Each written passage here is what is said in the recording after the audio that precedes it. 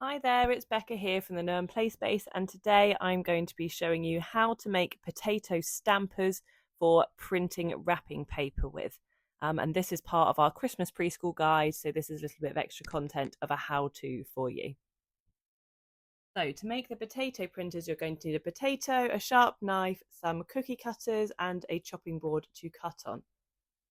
First thing that you need to do is chop the potato in half, and then take your cookie cutter and wedge it into the potato.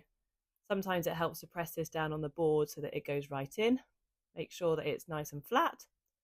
And then you're going to take your sharp knife and gouge out about 1 centimetre down, or the depth of your cookie cutter. And you're going to chop all of this excess potato off. And what it will leave you with is the shape of your cookie cutter in your potato.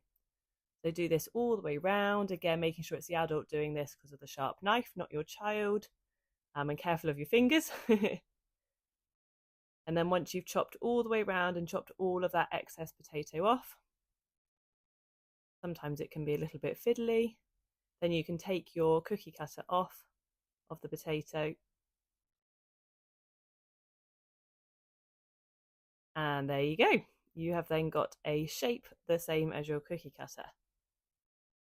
Now this bit is the best thing if you put some tissue down or some kitchen roll, and then you can dab it and it dries it off. So I'm just going to show you here one more time with another cookie cutter here. So this is a heart shape. Again, I've pressed it really far down into the potato, nearly so that it's flat, about 1 centimetre or the depth of your cookie cutter. Slice around the edge, getting all of that excess potato off.